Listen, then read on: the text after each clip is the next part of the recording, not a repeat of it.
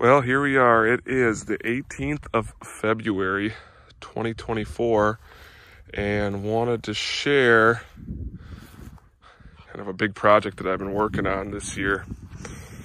So, I'm trying to incorporate a few different things up on this hill. So, for starters, built this steer stand this year, looking at it as more of a gun stand and kind of a future stand spot where I can get my kids into who are 4 and 3, put a heater in there, keep them warm. But what I'm doing on this piece, kind of give you guys a rough, quick version is, so this is a big hill here. It's about 4 acres, this hill. Not very good ground. When we bought this land, well, it'd be 2.5 years ago, this hill here was enrolled in CREP, C-R-E-P, and then even the tillable kind of around this section over there, and you can see that switchgrass patch over there, but this was all in CREP, and we ended up taking it out of the program.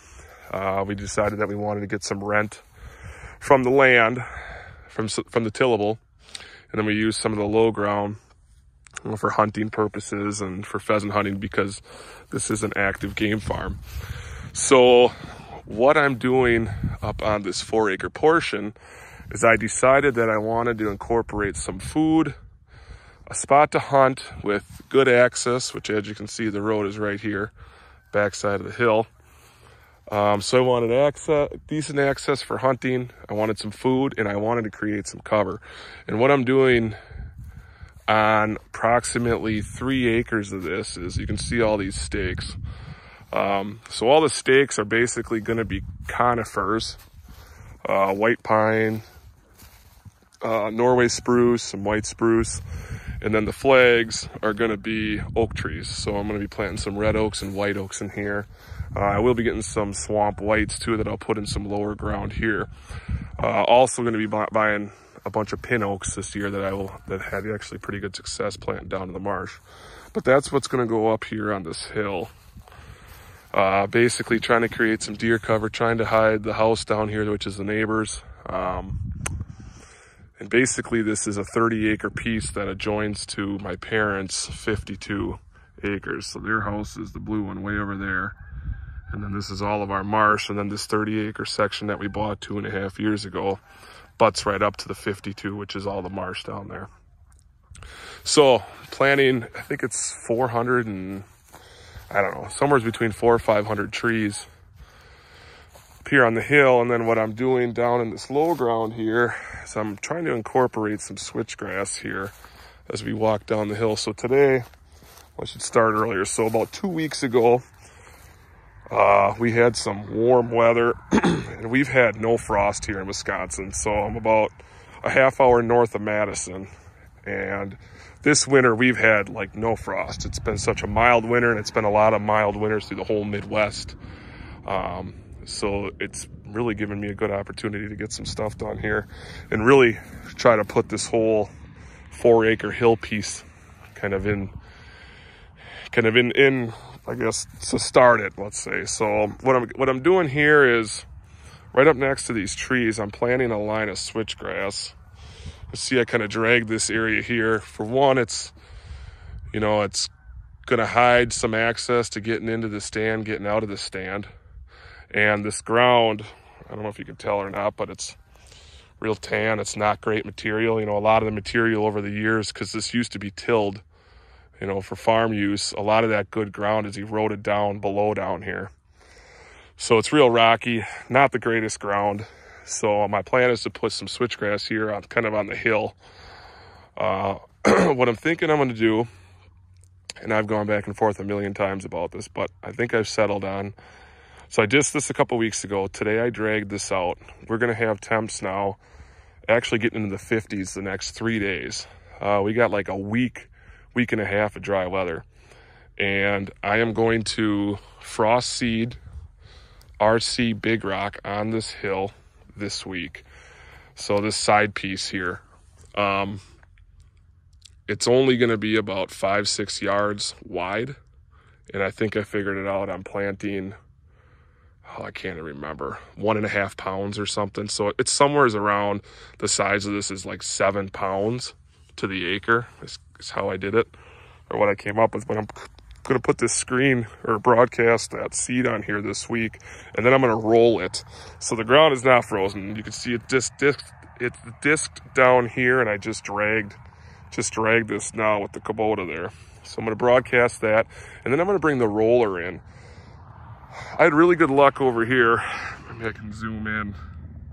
So that's an area of switchgrass I planted second year stuff, but right below it, that area right below it there is where I frost seeded some not frost seed, I shouldn't say that. Planted some RC Big Rock last year, and I got a really good first year stand. So I'm going to kind of do that same process, but I'm going to be doing it in February rather than in May, just to see how it takes. Kind of an experiment here. So I'm going to work on this week. Moving down the hill. So I've been going back and forth a million times about this too, but I think because we have no standing food on the property, this is about 80 acres, we are surrounded by ag, but once the crops come off, a lot of the ground gets tilled right away. So we lose a lot of our food early November, mid-November. So I'm gonna plant a half acre bean field here. So our deer density is not great here. It used to be a lot better. But up until maybe 7-8 years ago, it got real rough. We have a terrible coyote problem in the area. A lot of the neighbors, and we've had a lot of different hunters from different areas move in just to try and get after these coyotes, and they've been doing a phenomenal job. But I do want to have some standing food. Again, maybe we're looking at 10 deer that are living here in the fall. So my hopes is that they'll work out in the ag fields and then at night come up in here. I don't plan on having the opportunity to shoot any deer on this food source this year. It's just more or less some sort of food source here for them, and then while we hunt them down in the marsh, on the edges. So this will be about a half acre soybean field, and then splitting kind of right center here of the deer stand, I'll plant I'm gonna frost seed some clover in here. So this will be a clover little plot here. This is maybe only a 1/4 acre, and then in this I'm planting fruit trees. I'm going to plant some persimmons, some apple trees, and some pear trees that I'm getting this year that I'll put in here. I think I'm going to start with 6 fruit trees and then some more persimmons, but then that'll be kind of this portion. So basically that's 2/3 of the field there, and then 1/3 of the field here will be that food source, or excuse me, the fruit trees.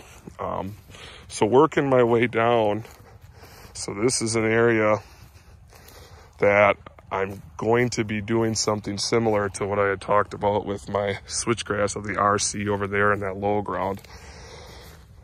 So when I came in here, it was a little less than a week ago, and we've had hardly any snow here. We did get a snow after I burned this, so you can see some snow on the ditch here.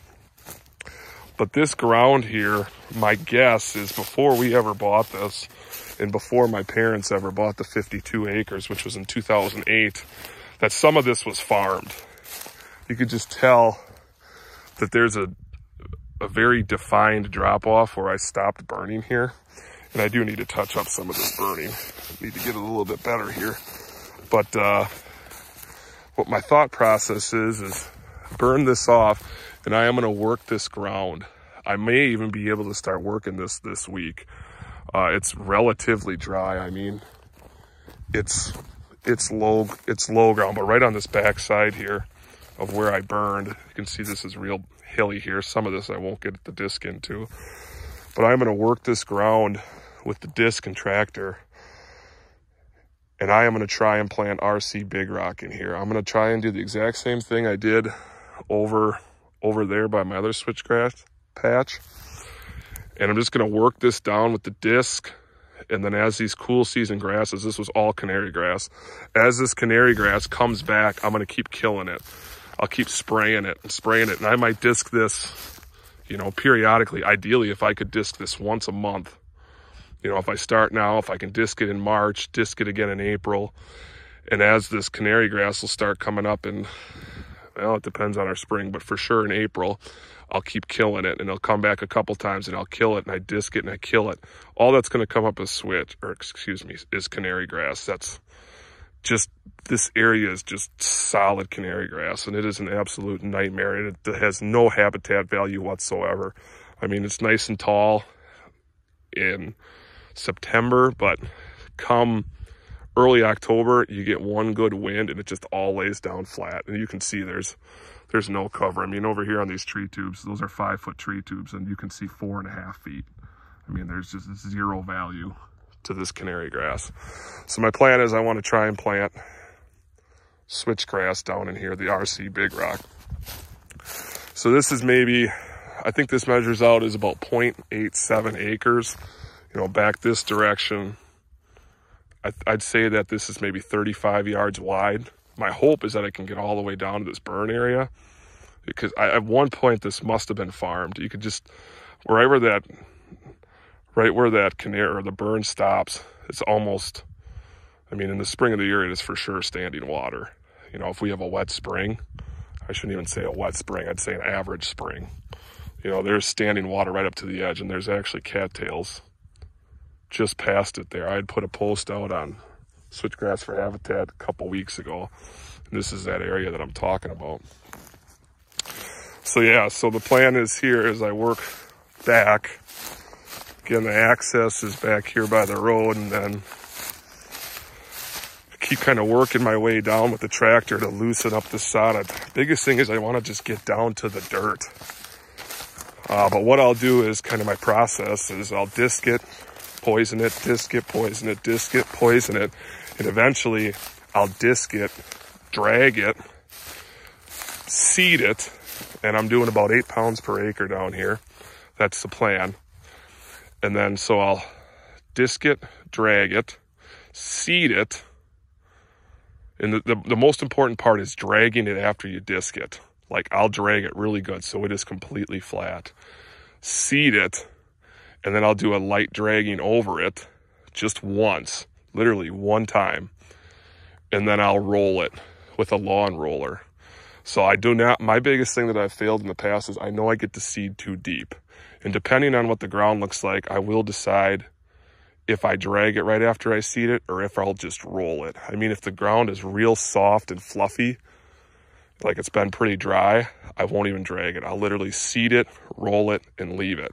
I'll hit it with simazine, which is something I did not do on my area over there. But this year I do want to do, I bought some simazine to try and simazine these areas to hopefully help with some of the grasses and other things that pop up. But you can get a good idea here. So here's this ditch, and this is about how much water's in this ditch all year round. You know, even right here where I'm going to burn, planning on planting switch, hopefully right up to the edge of this ditch.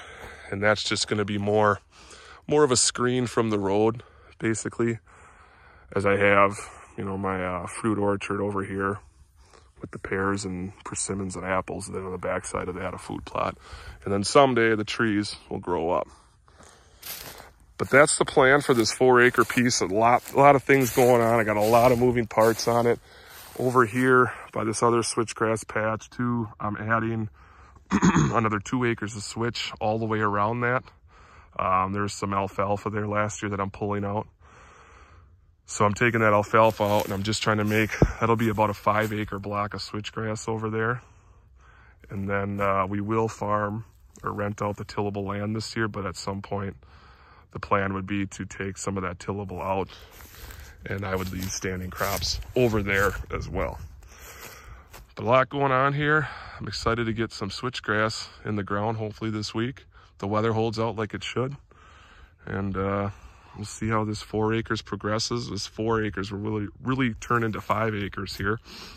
And looking forward to the process. Thanks for joining, boys. Appreciate it.